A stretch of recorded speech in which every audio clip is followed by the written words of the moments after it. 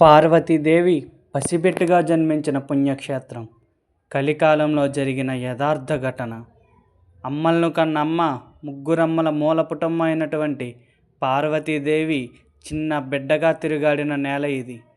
ఎంత పవిత్రమైన నేల ఇది! ఆ తల్లి నడయాడిన నేల మీద మనం నడుస్తున్నాం. ఆ తల్లి పీల్చి వదిలిన అమృత సమానమైన గాలిని మనము పీలుస్తున్నాం. ఆహా, ఏమీ ఆ అదృష్టం! ఇంతకంటే మన జన్మకు సార్థకం ఇంకేముంది? ఈ పుణ్యక్షేత్రం పేరు అడిగొప్పల. ఇక్కడ వెలిసిన అమ్మవారు సాక్షాత్తు పార్వతీ స్వరూపమైన నీలంపాటి శ్రీ లక్ష్మీ అమ్మవారు. అసలు పార్వతీదేవి అమ్మవారిగా ఎందుకు జన్మించారో తెలుసా? శ్రీ లక్ష్మీ అమ్మవారిని సంతానంతో పాటు సకల సంపదలను ఇచ్చే తల్లిగా కొలుస్తారు. మరి పార్వతీదేవి శాపానికి గురై శ్రీ లక్ష్మీ అమ్మవారిగా ఎందుకు జన్మించింది అనేది తెలుసుకుందాం. ఉమా కాత్యాయని గౌరీ కాళీ హైమావతీశ్వరి శివా భవానీ రుద్రాని శర్వాణి సర్వమంగళ అపర్ణా పార్వతీ దుర్గా మృదాని చండికాంబక ఆర్య దాక్షాయిని భైరవీ గిరిజ మేకకాత్మజ. గుంటూరు జిల్లా దుర్గి మండలం అడిగొప్పల గ్రామంలో నిదానంపాటి శ్రీ లక్ష్మీ అమ్మవారి ఆలయం ఉంది. పేరులో శ్రీ లక్ష్మి అని ఉన్న ఈమెను పార్వతీదేవి అంశగా భావిస్తారు.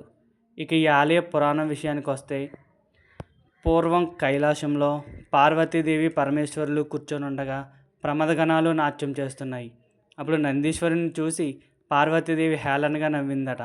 అప్పుడు ఆ జగన్మాతని, మాతా నా కుమారుని చూసి ఎందుకు నవ్వుతున్నావు అని మహర్షి శిలాదుడు ఆమెను ప్రశ్నించగా, అతడి నాట్యంలో తాళము భావము ఏమీ లేవని నవ్వుతో పార్వతీదేవి చెప్పిందంట. అప్పుడు శిలాదుడికి కోపం వచ్చి, కలియుగంలో నీవు భూలోకంలో జన్మించి అవివాహితవై నీవు చిన్నతనంలోనే గర్భం దాల్చి అవమానాలను ఎదుర్కొనగలవు అని శపించాడు. అప్పుడు పార్వతీదేవి శాప వియోగ మార్గం ఏమిటని అడగ్గా, నీతో పాటు కామధేను గోమాతగా అవతరిస్తుంది. నువ్వు రోజు దానిని పూజిస్తావు. ఆ తర్వాత నీవు ఒక విచిత్ర గర్భం ధరిస్తావు. నా నాట్యంలో నంది అసంపూర్ణుడు అన్నావు కాబట్టి నీ గర్భంలో నందీశ్వరుడు అసంపూర్ణుడై ఉంటాడు. పెళ్ళి కాకుండానే గర్భవతమైన నిన్ను మీ వాళ్ళు అగ్నికి ఆహుతి చేస్తారు.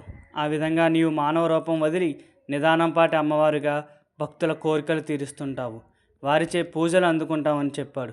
ఆ విధంగా శాపానికి గురైన పార్వతీదేవి సుమారు 700 ఏళ్ల కిందట గుంటూరు జిల్లా పల్నాటి ప్రాంతంలోని యాగంటి రామయ్య ఇంట్లో జన్మించిందని చెప్తారు. 4 కుమారుల తర్వాత పుట్టిన ఆమెకు శ్రీలక్ష్మి అని పేరు పెట్టారు. రామయ్యకు పశు సంపదలో కామధేనువు అనే గోవు ఉండేది. శ్రీ లక్ష్మీ అమ్మవారు ప్రతిరోజు గోశాలకు వెళ్ళి గోవు చుట్టూ ప్రదక్షిణలు చేసి గోపంచకాన్ని తాగుతూ ఉండేది. ఒకరోజు ఆ కామధేనువు ఆంబోతుతో క్రీడించింది. ఆ విషయం తెలియని శ్రీ లక్ష్మీ అమ్మవారు రోజులాగే వెళ్ళి గోమాతను పూజించి గోపంచకాన్ని తాగింది. అప్పుడు ఆమె కొన్నాళ్ళకు గర్భవతి అయింది. ఆ విషయం తెలిసిన గ్రామస్తులు ఆమెను వారి ఇంటి నుంచి బహిష్కరించి ఆ ఇంటి వారిని చాలా అవమానించారు. దాంతో కోపానికి గురైన ఆమె అన్నయ్యలు శ్రీలక్ష్మిని పొలానికి పిలిపించి ఆమెకు నిప్పు పెట్టారు. అప్పుడు ఆ అగ్నిలోకి గోశాలలో ఉన్న కామధేనువు కూడా వచ్చి అగ్నిలోకి దూకి ఆహుతైంది. అలా మంటలకు ఆహుతైన శ్రీ లక్ష్మీ అమ్మవారు శిలగా మారిపోయింది. తర్వాత ఆమె ఒక 11 ఏళ్ల వయసున్న బాలికను పూని, ఆదివారం నన్ను అగ్నికి ఆహుతి చేశారు కనుక ప్రతి ఆదివారం నన్ను పసుపు కుంకుమలతో పూజించండి. అందరూ కూడా నన్ను పూజించేటప్పుడు ఎండలోనే నిలబడాలి, నాకు ఆలయాన్ని నిర్మించవద్దు అని చెప్పిందంట.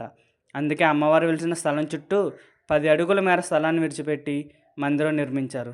అమ్మవారి దీక్ష చేసే భక్తులు 40 రోజులు దీక్ష పూర్తయ్యాక ఇరుముడులు కట్టుకొని కాలినడకన వచ్చి మొక్కులు తీర్చుకుంటారు.